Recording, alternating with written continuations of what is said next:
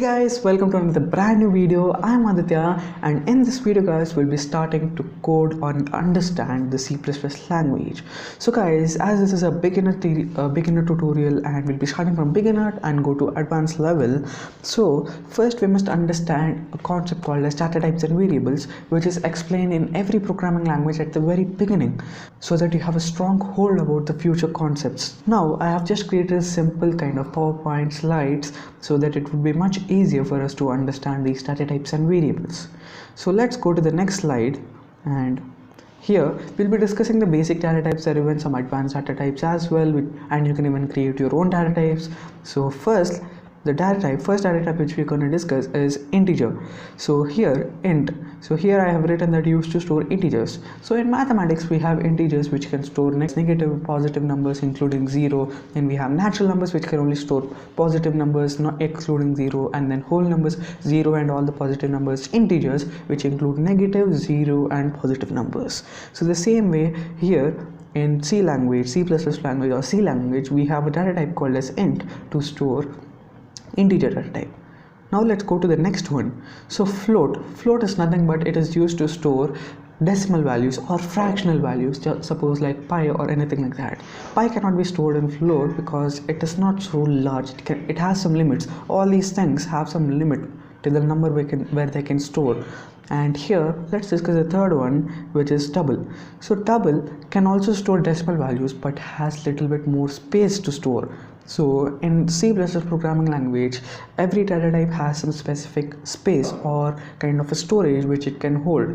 So here suppose for example integer can only hold till numbers till positive 10 and negative 9. So that's like not exactly, I'm just telling an example. So here double also can increase. So suppose here float has some positive 10 limit and negative 9 limit, then here in double it may be increase and go to minus 100 limit, plus 100 limit and negative 99 limit. So like that it has some limits.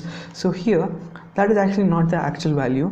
Let us go to the next one, and that is char. So char is actually used to store a single character, suppose like a or symbol. That's about char. And the fifth one is string. So string is used to store sequence of characters. So what do I mean by sequence of characters and the difference between char and string? So char allows us to only store a single letter or a single symbol. So the string allows us to store multiple characters inside a single data or location or a variable. And that's about it. And you can even add numbers, but using this char and string you cannot perform operations. And guys, coming to the last one, that is bool. So bool data type is something which is used to store true or false values. This is very much useful and very much used when we come to conditional statements. So guys, let us go to the next slide, that is variables. So till now we have learned about what data types are and what are their types, basic types, that is int, float, double, and then char, string, bool. Now let us discuss what a variable is. So we use variables to store these data type of data. Now let us check this. So here I have written variable are just like containers or box which can store something in it. In C++, a variable can store value depending on the data type we want. So for a beginner it might be a little bit difficult to understand.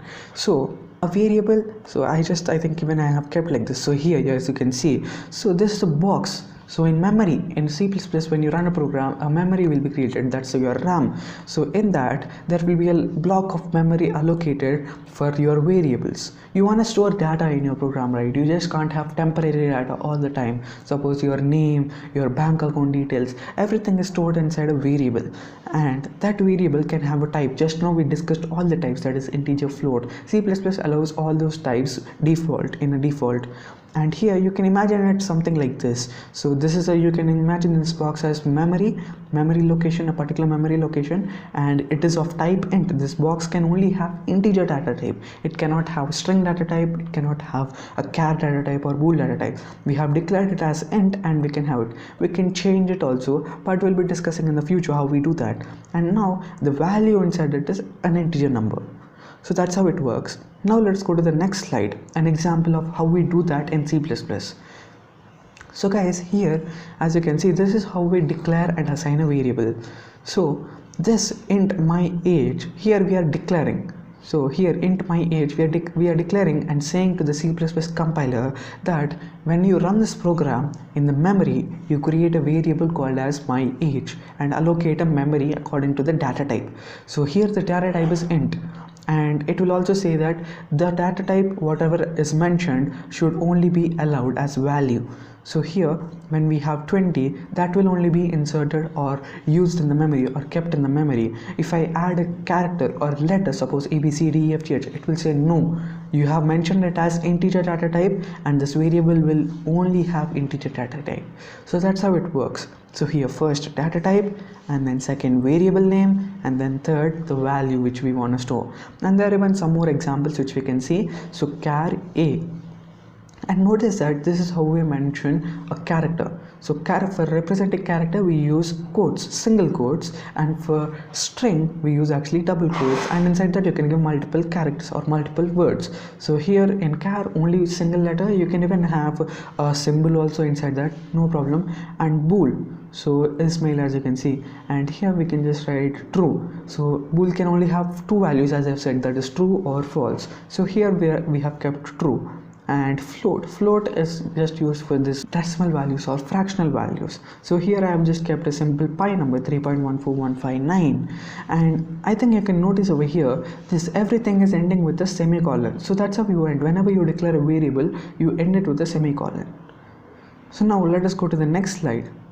So this is actually the range. I have told you, right, it has some limit, and that is it. So here this is the size in the memory which it's gonna use.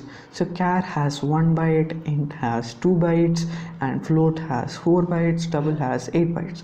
And now this is the limit. So char is restricted to only having, so this actually I think it is ASCII sequence according to that number. And here when we come to int, here it is there. So when you assign or add the value, so let me go to the previous one. So first let us see this. So here the largest value which it can hold is 32767. And now when I go to the previous slide, if I add 32768, which is one more than the actual limit, then it will show up an error and say that it cannot add that value. So that's how it works. So this is the range which we have learned over here.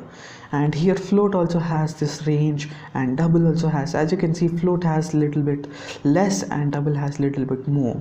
And guys, one more concept which we'll be covering is data type modifiers. So here I have written the definition as a modifier in C++ allows us to change the properties of a particular data type, such as its size and restricting the value it can hold. So now let us see what are the type modifiers. So first is signed, and next is unsigned, and next is short and long. So here first let us see what signed is. So signed allows us positive and negative values. So that's like normal integer value. And here unsigned allows only positive values. So suppose we take best example as numbers and decimal values. So it only allows positive values inside them, positive decimal values. And here short, so here reduces the range capacity of the data type. So previously we have learned about the range, right? So here if I go to the previous one, here we have learned about the range, right? So if I keep short end, it's gonna reduce the range of this. If I keep long end, it's gonna increase the range. It's gonna increase the capacity which it can hold. Now let us go to the thing again. And short and long also it increases the capacity.